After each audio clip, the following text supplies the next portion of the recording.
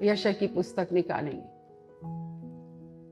ये जो वचन की अज्ञानता है ना, ये बहुत भयानक होता है। 59, यशायाह 59, पापों से पश्चाताप। हम तो सिन भी नहीं पहचानते, पाप भी नहीं पहचानते हैं। उसके 9 वचन से हम पढ़ेंगे। इस कारण न्याय हमसे दूर है और धर्म हमारे समीप ही नहीं आता। हम उजियाले की बाट तो जोते हैं, परंतु देखो अंधियारा ही बना रहता है। हम प्रकाश की आशा तो लगाए हैं, परंतु घोर अंधकार ही में चलते हैं। बस क्यों? उसके 1 वचन से पढ़ो। क्यों प्रार्थना नहीं सुनी जाती? क्यों आज हम ऐसे की ऐसे हैं, आत्मिक रीति से बौने हैं? हमारी आत्मिक उन्नति क्यों नहीं होती है? आपने संसार की चीजों को सोचा यही आशीष है, परंतु आइए देखो, सुनो। यहोवा का हाथ ऐसा छोटा नहीं हो गया कि उद्धार न कर सके, ना वो ऐसा बहरा हो गया है कि सुन ना सके, परंतु तुम्हारे अधर्म के कामों ने तुमको तुम्हारे परमेश्वर से अलग कर दिया है, और तुम्हारे पापों के कारण उसका मुंह तुमसे ऐसा छिपा है कि वह नहीं सुनता। क्योंकि तुम्हारे हाथ हत्या से और तुम्हारी उंगलियां अधर्म के कर्मों में अपवित्र हो गई हैं। तुम्हारे मुंह से तो झूठ और तुम्हारी जीभ से कुटिल बातें निकलती हैं। कोई धर्म के साथ नालिश नहीं करता, ना कोई सच्चाई से मुकदमा लड़ता है। वे मिथ्या पर भरोसा रखते हैं और झूठी बातें कहते हैं। उसको मानो उत्पात का गर्भ रहता, और वे अनर्थ को जन्म देते हैं। वे सापिन के अंडे सेते और मकड़ी के जाले बनाते हैं। जो कोई उनके अंडे खाता वो मर जाता है, और जब कोई एक को फोड़ता तब उसमें से सपोला निकलता है। उनके जाले कपड़े का काम ना देंगे, ना वे अपने कामों से अपने को ढांप सकेंगे, क्योंकि उनके काम अनर्थ ही के होते हैं, और उनके हाथों से उपद्रव का काम होता है। वे बुराई करने को दौड़ते हैं और निर्दोष की हत्या करने को तत्पर रहते हैं। उनकी युक्तियां व्यर्थ हैं, उजाड़ और विनाश ही उनके मार्गों में है। शांति का मार्ग वे जानते ही नहीं, और ना उनके व्यवहार में न्याय है। उनके पथ टेढ़े हैं, जो कोई उन पर चले वो शांति ना पाएगा। वो शांति नहीं पाएगा। परमेश्वर का हाथ इतना छोटा नहीं है, वो बहरा भी नहीं है कि इतने जोर जोर से हम चिल्लाते हैं, करते हैं। वो बहरा नहीं है, परंतु क्यों नहीं सुनता? क्यों कैन श्रापित हुआ? क्यों आदम को पनिशमेंट मिला? प्रभु का धन्यवाद। कैन श्रापित हुआ। आप श्रापित हैं कि आपको पनिशमेंट मिला है। श्राप का कारण क्या है? यहाँ पर आप देखिए, जो डाली मुझ में है और नहीं फलती है, उसे वो काटता और छांटता है। तो दुख, संकट, मुसीबत, परेशानियां आपको नम्र और दीन बनाने के लिए है। हम भूल जाते हैं। सांसें जो लेता, इस गाने में तुम लोग बहुत अव्वल नंबर हो। अगर ये सांसें जो तुम लेते हो ना, तो तुम घर की ओर नहीं भागते, पहले अपनी गाड़ी यहाँ पे खड़ी करते, घुटने टेक लेते। थैंक गॉड, आज इस दुनिया की भीड़ से, एक्सीडेंट से तुमने मुझे बचाया। ये गाड़ी तूने मुझे दिया ना, तुमने मेरी महिमा को 4 पायों में, आपके पलंग के 4, आपके सोफे के 4। सत्य को तुम जानोगे तो सत्य तुम्हें आजाद करेगा। जिसे पुत्र आजाद करे वो पुत्र आजाद कर देगा।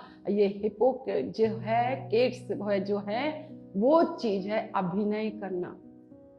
चर्च में हम अभिनय करते हैं। अभिनय समझते हो?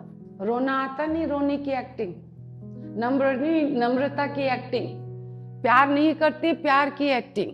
ओरिजिनल जैसे आप हो, जैसा भी तू है, तू मेरे पास आ, मैं तुझे ग्रहण करके अपनाऊंगा। क्या मिलेगा मुझे और आपको क्या मिलेगा? इस कारण लिखा है, ये सब दूर है। 9 वचन से हम पढ़ेंगे।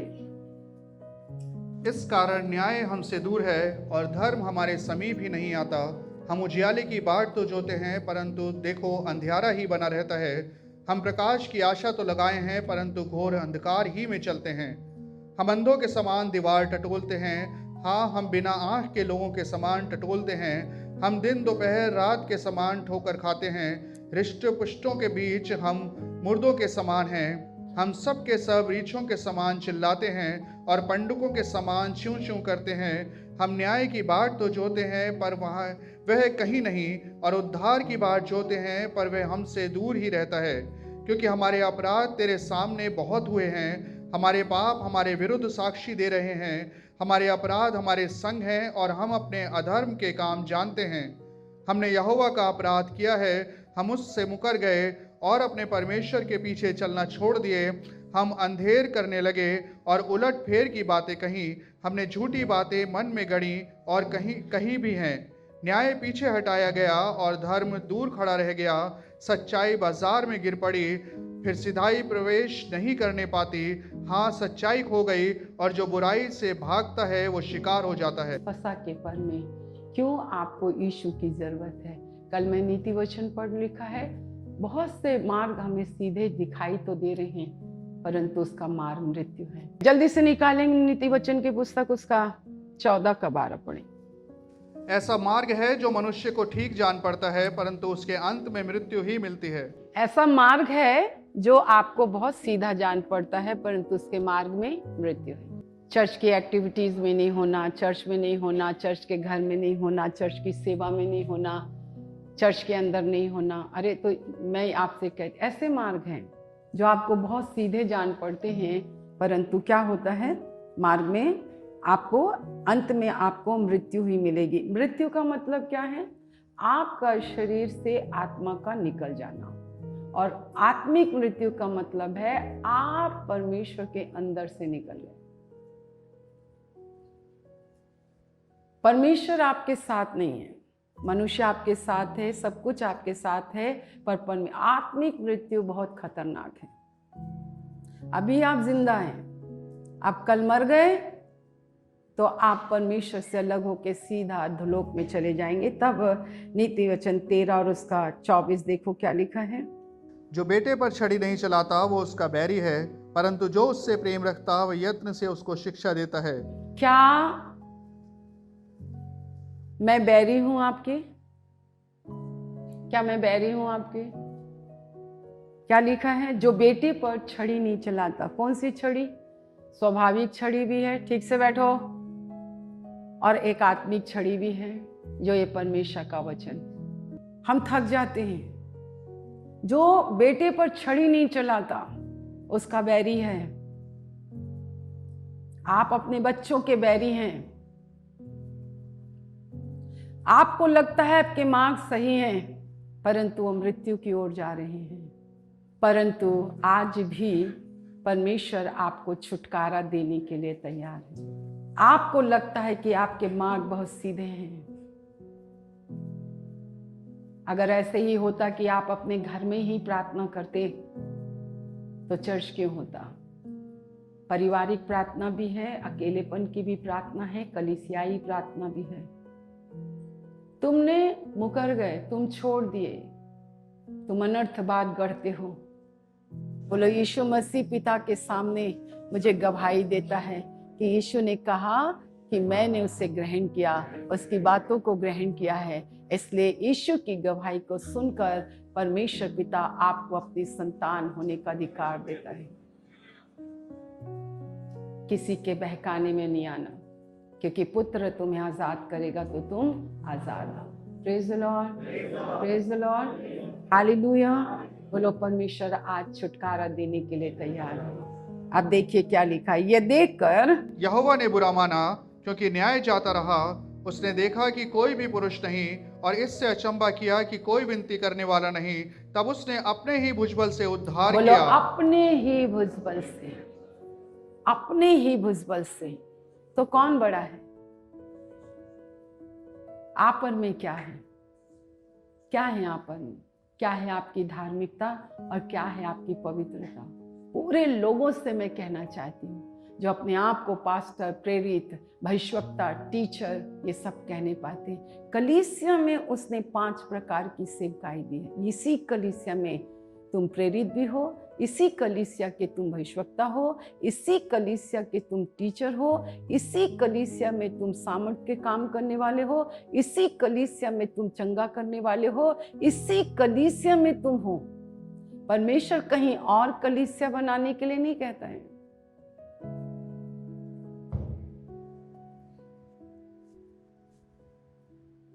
किसी और कलीसिया, हमारी अपनी पर्सनल बातें नहीं, इसी कलीसिया में 5 प्रकार की सेवकाइयां हैं। ये तुम जानते नहीं हो। बोलो, उसने अपने ही भुजबल से मेरा उद्धार किया। अपने ही भुजबल से, एक भी पुरुष नहीं था। और उसको बड़ा आश्चर्य हुआ। किसको? उसको बड़ा वंडर लगा। एक भी नहीं, कोई भी नहीं, एक भी नहीं, कोई भी नहीं, मेरी प्यारी सलीब। हाँ, फिर और अपने धर्मी होने के कारण वो संभल गया। अपने धर्मी होने के कारण वो संभल गया।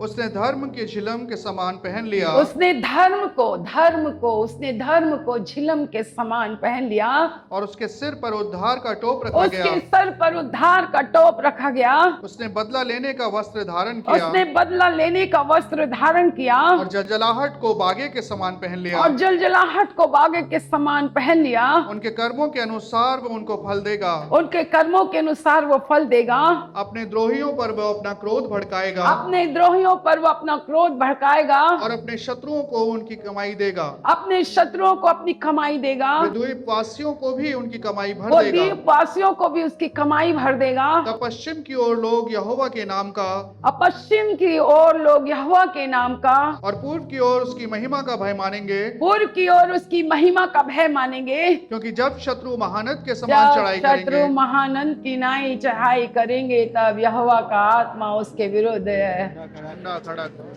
झंडा खड़ा करो। झंडा, ये जय का झंडा, ये प्रेम का झंडा, ये सच्चाई का। परमेश्वर ने मुझसे कहा, जो झंडा सच्चाई का मैंने तुझे दिया है, तू सच्चाई से फहराएगी, और ये झंडा सच्चाई का है। जब शत्रु महानंद की नाई चढ़ाई करेंगे, पश्चिम पूर्व के लोग, बाइबल इस बात को कहती है मेरे प्रियो, उसने अपने ही भुजबल से मेरा और आपका उद्धार किया। इस फसा के पर में मुझे अगर कोई चीज चाहिए, मुझे यीशु मसीह चाहिए, क्योंकि तेरे बिन मैं कुछ भी नहीं, तेरे बिन मैं कुछ भी नहीं, तेरे बिन मैं कुछ नहीं। आपकी कोई धार्मिकता नहीं है, आपकी कोई पवित्रता नहीं है, आपकी कोई प्रार्थना नहीं है, आपके अंदर कोई उद्धार करने की सामर्थ नहीं है। ऐसे बहुत से मार्ग हैं जो आपको सीधे जान पड़ते हैं, पर आप मृत्यु की ओर जा रहे हैं। जो अपने बेटे पर छड़ी नहीं लगाता वो उसका बैरी है, परंतु जो उससे प्यार करता है उसको यत्न से शिक्षा देता है, वो यत्न से उसको शिक्षा देता है। हम प्रभु का बहुत धन्यवाद करते हैं। ये वचन आपके हृदय में बोया जा रहा। जाओ घर में पढ़ो, बार बार पढ़ो, बार बार पढ़ो। चर्च की रोटी खाओ, चर्च की रोटी खाओ। 10,000 सिखाने वाले होंगे, परंतु मसीह यीशु में सुसमाचार के द्वारा मैं तुम्हारा पिता हुआ। ये पौलुस कहता है, ये पौलुस कहता है।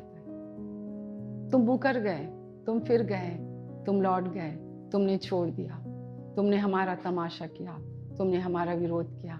तुम धनी हो गए, हम निर्धन रहे। तुम घर में हो, हम बेघर हैं।